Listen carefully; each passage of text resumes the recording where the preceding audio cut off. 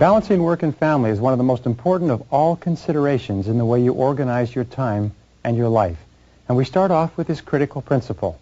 Number one is that your happiness should be your chief aim in life. Not somebody else's happiness, but your happiness. Your happiness shouldn't be second, it should be first. Because here's the rule. If ever you make somebody else's happiness or something else more important than your happiness, you may get that, but you won't ever be happy. Abraham Lincoln once said, the very best way to help the poor is not to become one of them. The very kindest thing that you can do for other people is to be happy yourself. And this brings us to point number two. Point number two is fully 85% of your happiness comes from your relationships with other people. Fully 85% of your happiness comes from your relationships. Now what this also means is that fully 85% of all your problems also come from your relationships with other people. And one of the primary reasons why we have problems in our relationships, especially the most important ones, is because we don't spend enough time and we don't spend the right quality and quantity of time with them, which we'll deal with in this session. So here's the starting point. Here's a good question. It's, how would you spend your time if you learned today that you only had 6 months to live? How would you spend your time if you learned today that you only had 6 months to live? We asked this question earlier in this course, but the second part of this is, with whom? Who would you spend the time with, predominantly? What would you want to do with that person? Where would you want to go? How would you want to spend it? What would you want to get accomplished if you learned today that you only had 6 months to live? You see, the answer to this question will bring you face to face with what is really important to you. Sometimes in our sessions we say, imagine that it wasn't 6 months, but it was 6 weeks.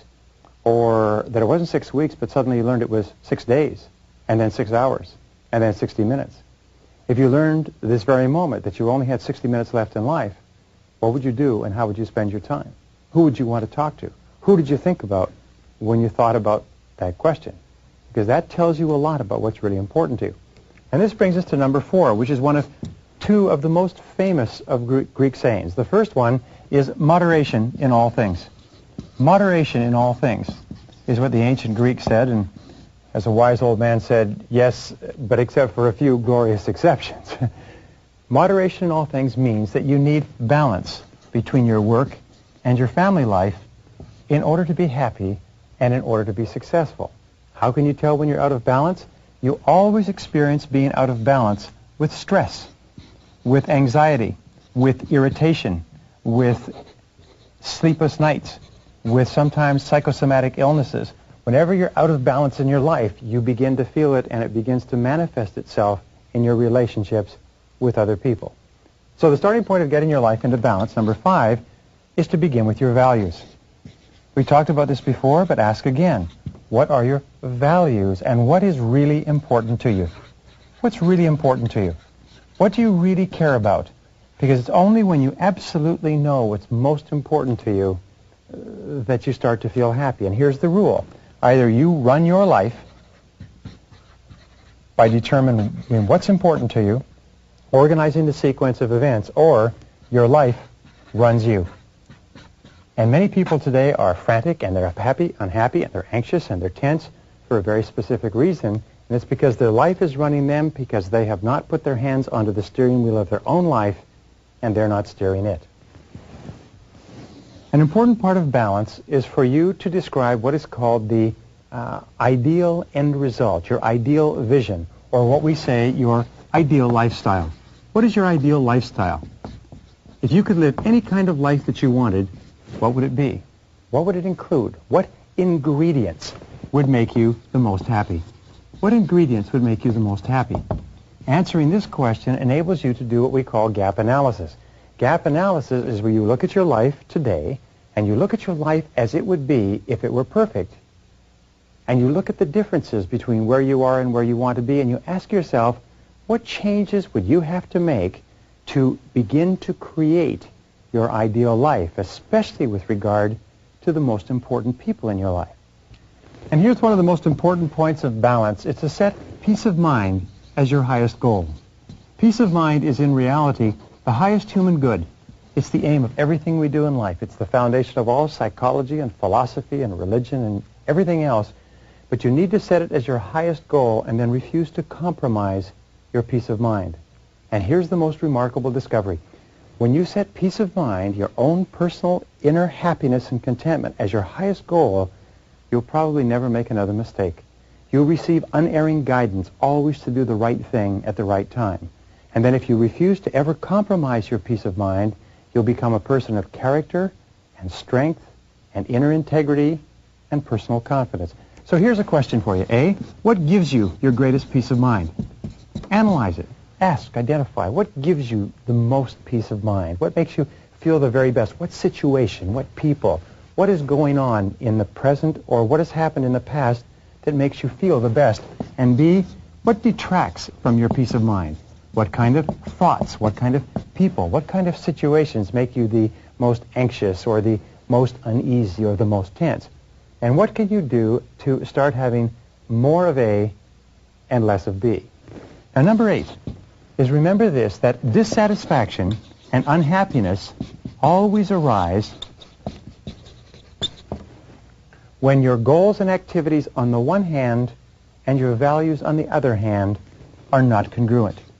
Goal congruency with your activities or with your values is absolutely essential. It means that you must be living your life and doing what is most important to you. And whatever you're not, you feel a lot of stress. So ask yourself this question. In what part of your life do you experience the most stress? In what part of your life do you feel tense or anxious or like you're running, or do you feel under pressure? Almost invariably it's because you're doing something that's inconsistent with your very highest and best good. Point number 9 in balance is this. Treat your time like money. Treat your time like money and always ask, how can you best spend it for maximum happiness? How can you spend your time in such a way that it gives you the greatest payoff, that it gives you the greatest amount of satisfaction in life? The 10th key to balance is very simple.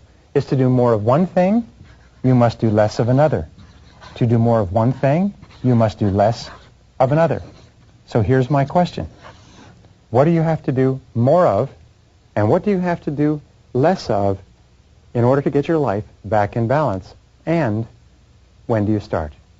When do you start doing more of one thing and less of another, or less of one thing and more of another? Remember, as we said before, setting priorities in getting balance means setting posteriorities as well. Number 11. Remember that love is the most important thing in the world. Love is not just a happy, emotional thing that you get occasionally. Love is absolutely central to mental and emotional well-being. In fact, one psychologist once said, everything we do in life is either to get more love or to compensate for lack of love. So here are the keys to dealing with love. First of all, accept that love is not peripheral, love is central. Make your family central to your life, not peripheral. Put it in the middle of your life. Plan your whole life around your family. B, treat your spouse, who is the most important love relationship in your life, with special care, which means with kindness, with courtesy, with consideration. Treat your spouse as though he or she were the most important person in the world, because in most cases, he or she is. And number 11C is the universal maxim of Immanuel Kant, which is the question you ask in considering everything, which is, what kind of a family would my family be if everyone in it were just like me? Try to see your family through your own eyes. Try to look at your family from the perspective of how would they act or feel or behave if I treated them the way they treat me, if they treated me the way I treat them. And if you always practice the golden rule with your family, you'll be amazed at how much more sensitive you are to the things you can do or not do that make a difference. Now, number 12, here's the key to balance.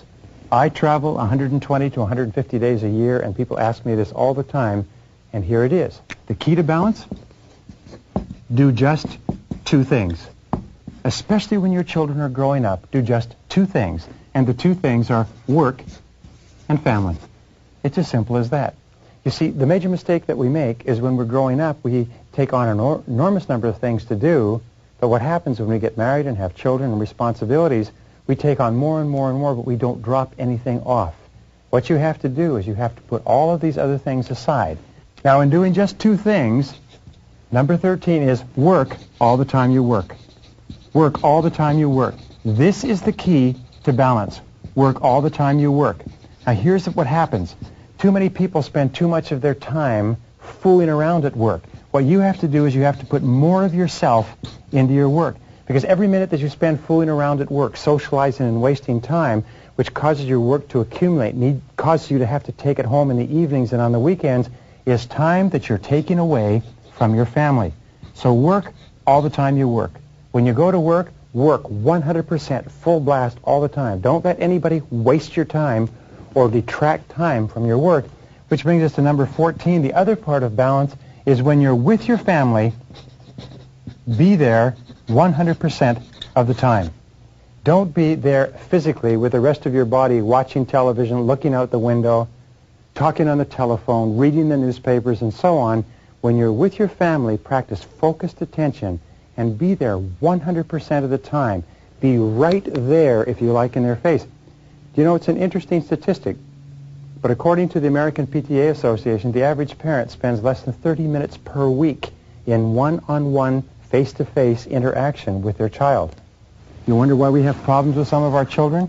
It's because parents don't spend time with them. Number 15 is cut back on all the things that cut into family time. Cut back on newspapers. Remember, when you read a newspaper, when one of your members of your family is there and wants to communicate with you, what you're saying is the newspaper is more important than you are. Cut back on television. Cut back on radio. Cut back on outside activities and aimless socializing, because everything that you do that is one of these things is time that you're taking away from the most important people in your life. Number 16, spend unbroken chunks of time with the most important people in your life. In order to learn to love someone, in order to get really close to someone, you've got to spend a lot of time with them. You can't do it sporadically. I often recommend that people take car trips where you can sit in the car with a person for an hour or 2 or 3 hours. It's amazing what you learn spending those unbroken chunks of time. Now, here's a rule. Spend 60 minutes every day with your spouse, not talking about work, not talking about money, but talking about family and life and the future. Now, here's the most important rule of all. It's the foundation rule of this whole session. It's the most important thing I've ever learned in balance. It's this. It's quantity of time at home, and it's quality of time at work. It's quantity of time at home, and it's the quality of time you spend at work. And here's the key. Don't mix them up.